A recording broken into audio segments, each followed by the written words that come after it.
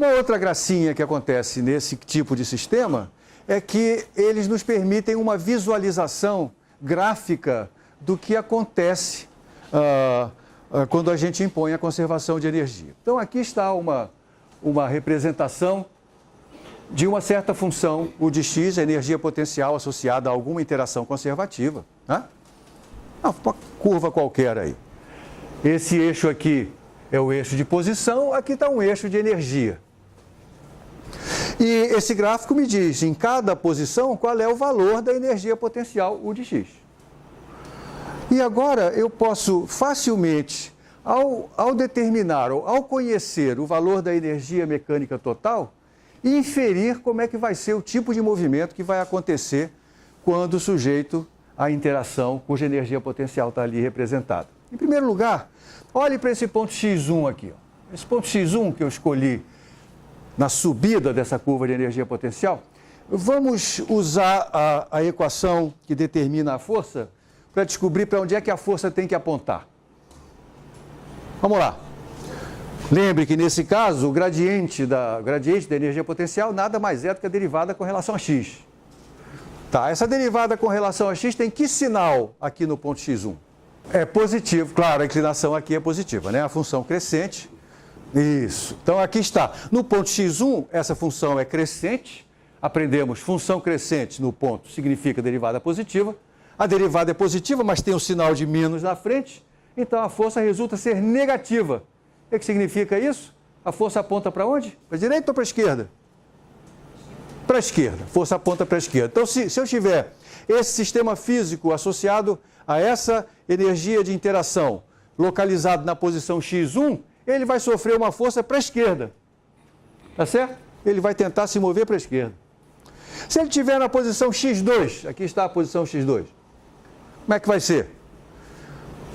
Para onde vai apontar a força? Vamos lá. Como é que é a derivada da energia potencial ali? Que sinal ela tem? Ali ela tem sinal negativo, porque ali a energia potencial é decrescente.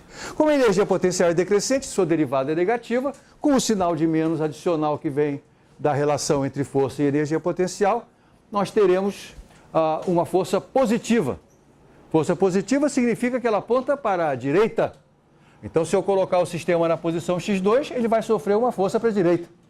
Ele vai caminhar no sentido crescente dos valores de x. E se o sistema estiver na posição indicada por x3? A derivada é? A derivada é zero, a derivada é nula nesse ponto. Significa, portanto, que a força é nula. Portanto, ele está parado, é isso? Não. Não, cuidado com as armadilhas, né? Parado não.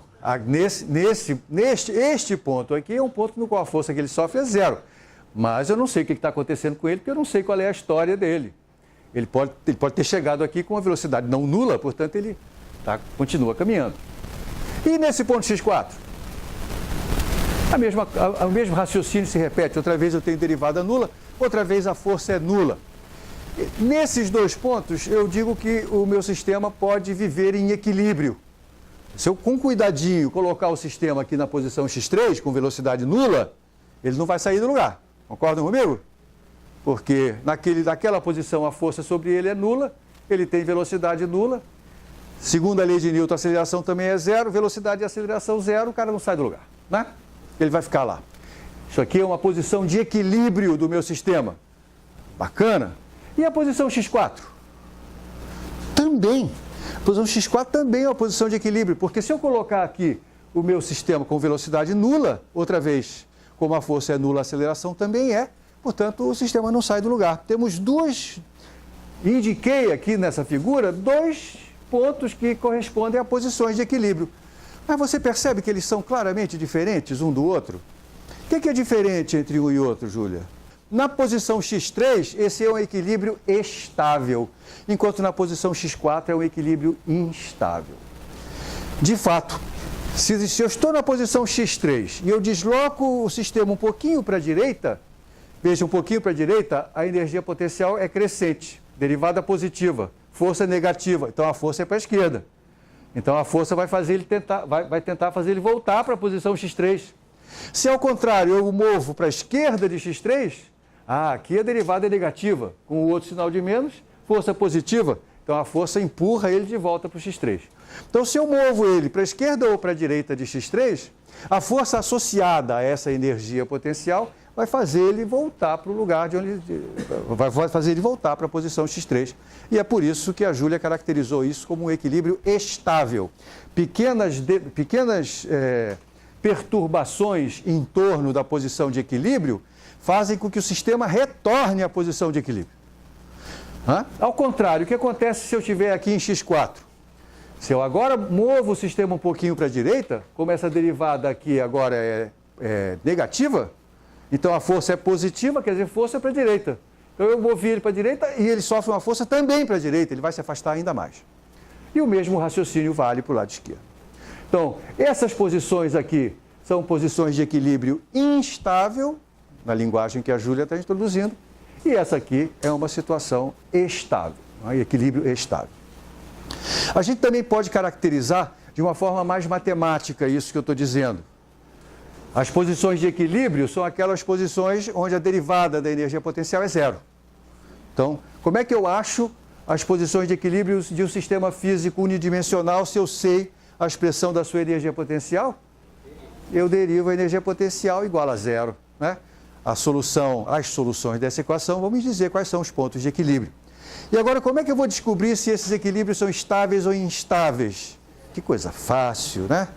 Como é que é? Se é o máximo ou se é o mínimo, né? Se for o máximo, é um equilíbrio instável. Se for o mínimo, é um equilíbrio estável. Mas como é mesmo que eu descubro se um ponto de derivada zero é um máximo ou mínimo? Ah, tomo outra derivada, né? Tomo a derivada segunda.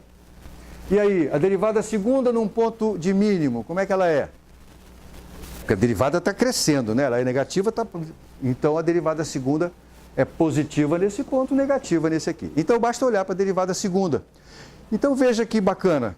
Se eu tenho um sistema unidimensional como esse, conhecer a função energia potencial me dá uma porção de informações, por exemplo, sobre equilíbrio e estabilidade. Me dá também outras informações, porque eu graduei o eixo vertical em unidades de energia. Portanto, eu posso representar a energia mecânica total, que lembre, nesse caso, se trata de um sistema conservativo, não há forças dissipativas em ação. Então, nesse caso, a energia mecânica total é constante, ela não muda, é conservada. Eu desenhei 3 linhas horizontais aqui para representar 3 possíveis valores dessa energia mecânica total. Vou chamar esse primeiro de E1. Imagine que eu prepare o meu sistema de tal maneira que ele tem energia mecânica total, E1, e ele está aqui nas vizinhanças do X3. O que vai acontecer com ele? Primeiro, se ele está em X3, ele não pode estar parado. Porque a energia mecânica dele é maior do que a energia potencial. Portanto, ele tem que ter uma energia cinética, e a energia cinética é sempre positiva. Então, ele está se movendo. Tá certo? Ele pode estar se movendo para a direita ou para a esquerda. Se ele está se movendo para a direita, o que vai acontecer? Nós já discutimos isso, ele vai sofrer uma força restauradora, uma força que quer fazer ele voltar para a posição X3. E ao mesmo tempo você vê que como a energia potencial cresce, a energia cinética tem que diminuir, para que a soma continue igual à energia total. De fato, em qualquer ponto aqui, você pode olhar para esse pedaço aqui é a energia potencial, e esse pedaço aqui é a energia cinética, não é? A soma desses 2 pedaços dá a energia total. Olha que bonitinho. Então, no gráfico, eu vejo esses segmentos que eu acabei de desenhar e eles me dão uma noção de como que está acontecendo com as energias potencial e cinética. Então, ele está aqui nessa posição, andando para a direita. Estamos todos vendo o que está acontecendo, né? A energia potencial está aumentando, a energia cinética está diminuindo. O que acontece quando ele chegar em B? Quando ele chegar em B, a energia cinética dele se anula. Será que ele consegue passar para a direita de B?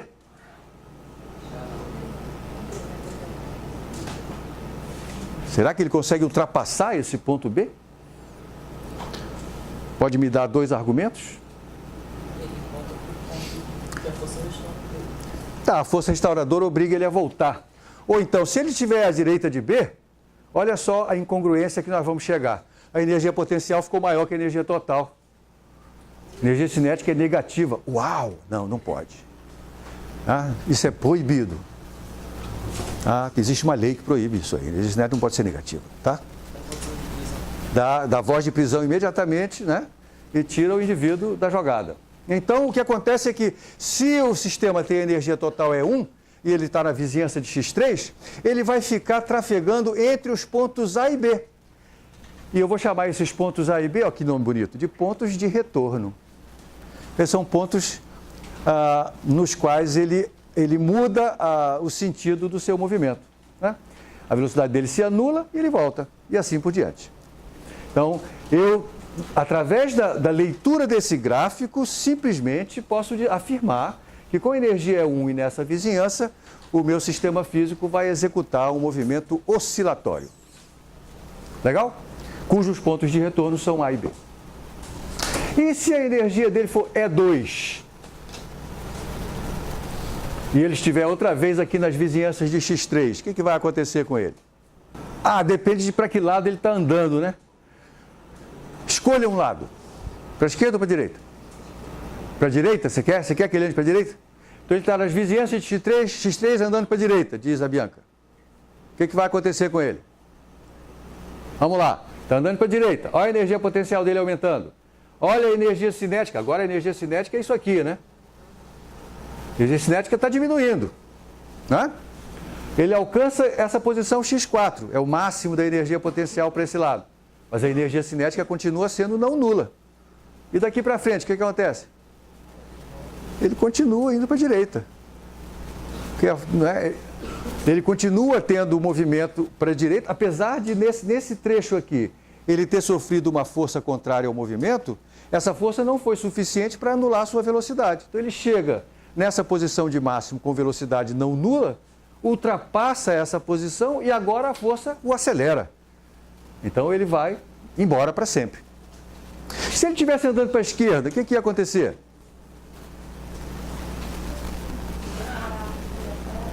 Ia parar. Então ele vai chegar em algum lugar e para e fica lá. É isso? Quando a energia potencial for igual à energia mecânica, isso acontece neste ponto aqui, é o ponto em que a energia cinética dele se anula. E o que acontece? Ele fica parado lá? Não, aí ele volta porque está sofrendo a ação de uma força que o empurra para a direita. Então, ele vai... Aí, aqui temos um só ponto de retorno, né? Se ele está andando para a esquerda, ele retorna nesse ponto e não volta nunca mais. Legal? E se ele tiver energia E3? Ah, essa não tem graça nenhuma, né? Porque a energia E3, a energia mecânica é sempre maior do que a energia potencial, portanto, a energia cinética nunca se anula, portanto, ele anda sem parar hora nenhuma. Não é verdade? E isso tudo a gente obteve só olhando para esse gráfico. Veja que esse gráfico reproduz o que acontece num perfil gravitacional. É como se esse gráfico aqui representasse MGH, energia potencial associada à gravidade uniforme, né? É como se eu tivesse uma bolinha num terreno que tem esse relevo, não é verdade? Eu boto a bolinha aqui, a bolinha vai fazer isso, né? E vai embora, porque ela está com energia maior do que a energia do máximo dessa energia potencial. Se eu solto a bolinha aqui, né, e se o atrito é pequeno, ela vai ficar oscilando para lá e para cá. Então eu olho para cá e na minha cabeça eu enxergo um relevo e uma bolinha que pode andar para lá e para cá, né? E é assim que a gente pode fazer essa análise. Uma aplicação bacana disso, eu vou mostrar agora. Muitas moléculas diatômicas, elas são, por exemplo, o ácido clorídrico, HCl, essa molécula ela tem dois átomos que têm massas muito diferentes. O hidrogênio tem uma massa pequena e o cloro tem uma massa grande. Então, a gente pode aproximar o estudo do movimento dos átomos que compõem essa molécula como se o átomo de cloro estivesse parado num centro de atrações, na posição 0, e o átomo de hidrogênio estivesse a uma distância caracterizada por essa letra R. A energia de interação entre esses dois átomos é uma energia relativamente complicada, claro que envolve aí efeitos coulombianos e outros efeitos que eu não vou mencionar aqui, o fato é que podemos representar a energia potencial de interação por um gráfico como esse. Observe que esse gráfico alcança valores negativos da energia potencial. Isso não é de estranhar, porque essa interação entre os dois átomos é uma interação de longo alcance. Interações de longo alcance, ou para interações de longo alcance, costuma ser útil a gente especificar o zero de energia potencial a uma distância infinita.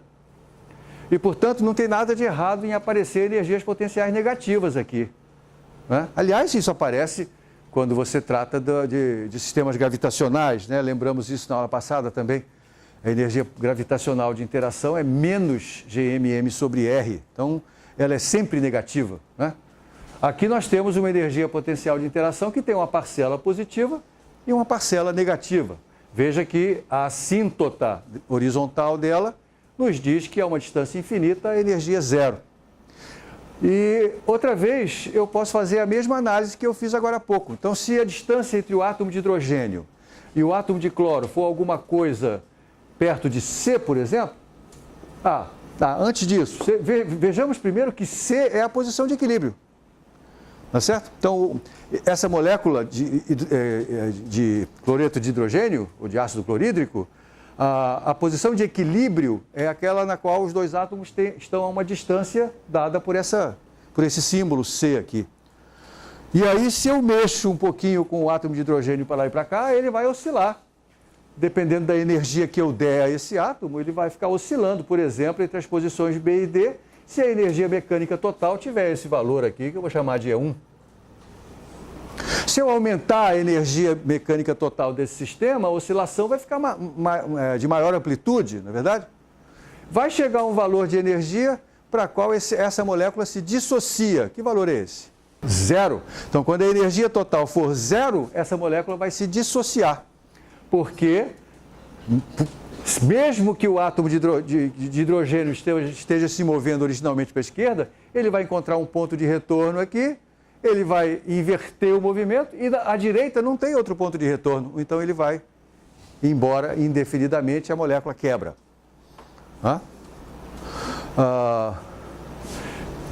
Se eu tenho energia E2, então claramente a energia E2 corresponde a um sistema quebrado. Isso não é uma molécula, né? Eu tenho energia alta demais, a energia tinha que ser negativa para formar um sistema ligado, para formar uma molécula. Se a energia é positiva, então eu posso ter, por exemplo, um átomo de hidrogênio vindo em direção ao átomo de cloro com essa energia positiva, ele vai encontrar aqui um ponto de retorno e vai embora.